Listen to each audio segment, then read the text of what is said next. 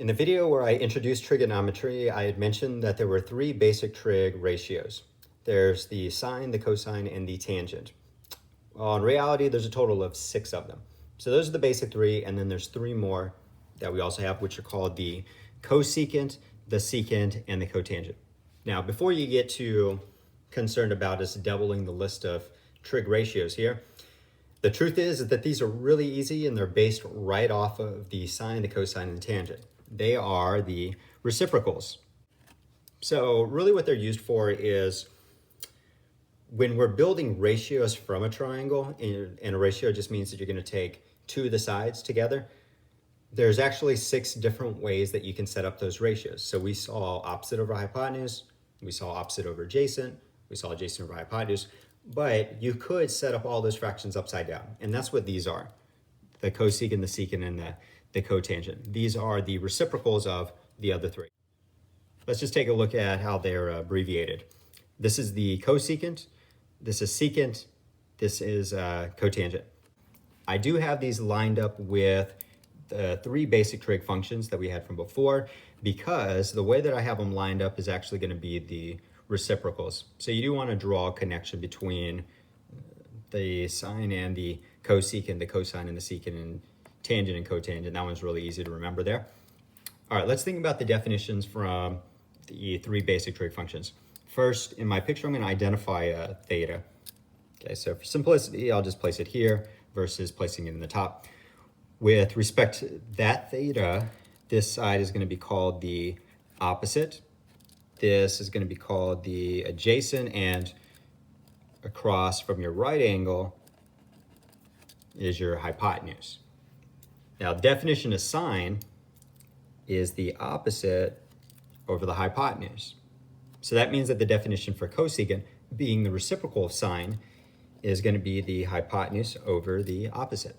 And that's really all it is. The cosine is the adjacent over the hypotenuse, which means secant, being the reciprocal, will be the hypotenuse over the adjacent. Tangent is the opposite over adjacent. So cotangent will be the adjacent over the opposite. Okay, so the first 3, the basic trig functions, you probably already have those memorized by now. You'll have all of these set. What you need to do is remember which of these are the reciprocals to each of those. So if you have them matched up as reciprocals, then it's easy to redefine them and do whatever it is that you need to with them. Again, tangent and cotangent are really easy to remember. These get a little bit tricky. At some point, you'll memorize them. Cosine and secant, this might seem a little bit silly, but if you look at the letters, they sort of look backwards from each other, so except for the vowel, that'd be in the middle there. So that's how I always memorized those 2, and then by default, I figured out what the others are, and at some point, you do end up just memorizing which ones are reciprocals.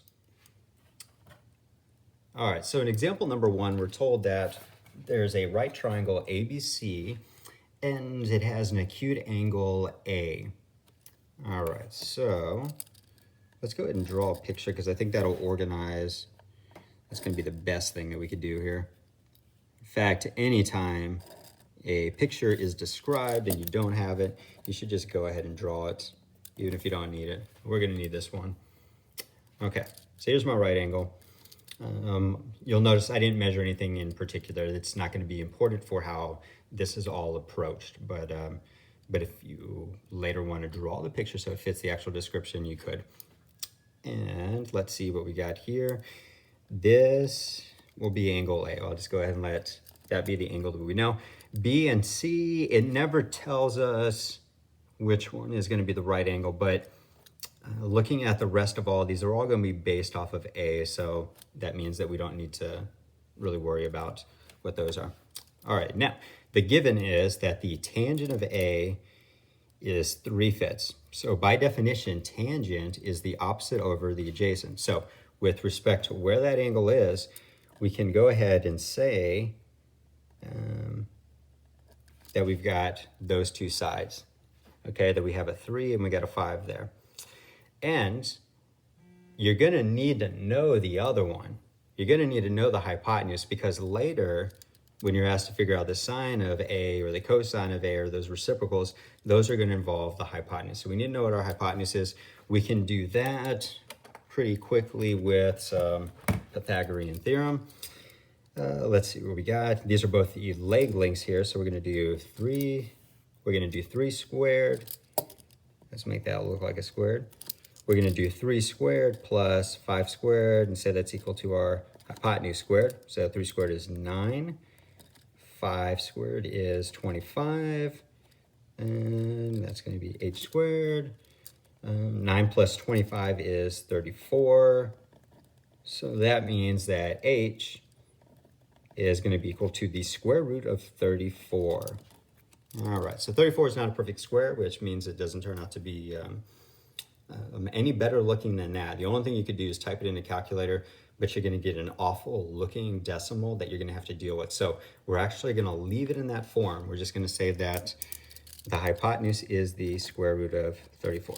Now for sizing it up, because 34 looks so different than the 3 and the 5, just to see what that is, the square root of 34 is 5.8. So it's actually just a little bit bigger than the one leg, okay? But we're gonna leave it in that form, the square root of 34. So now that we have all the sides labeled, figured out what they are, the rest of this is just to take our definitions and to build them. Okay, the sine of A. So here's what's interesting is you never need to know what angle A is. You could figure it out. You could do an arc tangent of 3/5 and you can figure out what A is. But in this question, you don't need to know that because they're asking here, what is the sine of A? Well, the sine of A is equal to the opposite over the hypotenuse. So that's going to be 3 over square root 34. And that's, aside from cleaning up the answer, that's all you really have to do. You don't need to find the angles. Don't get too far into this stuff here. Okay. All right. Now, because it is of a radical, we're going to change that. And by now, you've probably had to convert enough of these that you've remembered. You just need to multiply by the radical that's on the bottom. That radical is going to end up on the top next to that 3 over just a regular 34. So you multiply the bottom and the top by square root 34. You're going to lose the radical on the bottom, but then it just shows up as an extra factor in the top. So that's sine A. What's next? Cosine A. All right, so cosine A is going to be the adjacent over the hypotenuse. So we're going to end up with 5 over square root 34, which is just going to be 5 square root 34 over 34. They're not nice looking answers, but that's all they are. All right, now let's do some reciprocals. Cosecant, the cosecant of A. All right, the cosecant is the reciprocal of sine. So I've already done sine. I've already got an answer for it. If I just flip that answer over, then that gives me cosecant. Now go take a look at the answer to sine. If you look here, that's not a really pretty answer. And when you flip it over, you're going to put a radical in the bottom, which means that you're going to fix it. However, if you take a step back to where it was at this point, and if you just flip that over, then it's okay. You've got your radical in the numerator. You got 3 on the bottom, so that one's fine, and that's all you had to do. Secant is going to be the reciprocal of cosine, so likewise, just take this answer and flip it over. So square root 34 over 5. There you are. And last, we got the cotangent of A, which is probably the easiest one because it's just the reciprocal of what you were provided with at the very beginning. So 5/3. All right, once again, you did not have to find any angles. You're not doing any of that. We're just really looking at the definitions of the ratios and making sure that we take the right parts and set up the fractions. But we did get to practice a couple other things, which was fixing things that are that have radicals in the bottom, and then also looking at these as reciprocals and seeing them flip over. In example number 2, what we're really just attempting to do here is practice using your calculator to type in the other trig functions like secant, cotangent, and even cosecant. It's just about practicing how to use your calculator to get those answers in. Some calculators, like the TI Inspire, will allow you to just type secant or cotangent. It actually has all those just available, and you can pull them up and there's other calculators that might be able to do that like as well. Different apps that you can get for your phones and tablets that can do that. But if you have a calculator like the one that I have, the TI-84, what you'll do is type these in as their reciprocals, but then just show them as a reciprocal. Okay, so the reciprocal of secant is cosine. Okay, so the answer is going to be really close in a sense.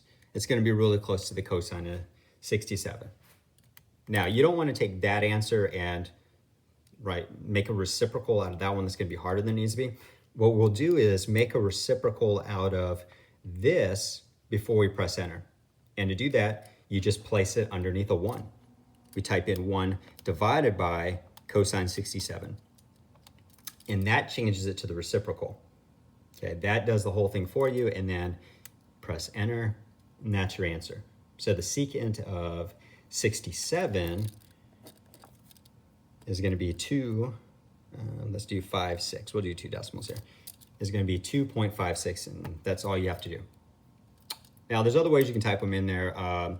Because I typed this in sort of just horizontal there, I'll show you. Not that. Get out of there. I'll show you that it's the same thing as that. Same answer. So depending on how you want to type it, all this really depends on what type of a calculator that you do have.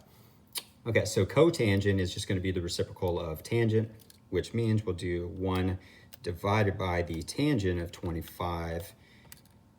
That's all there is to it. Do 2.14.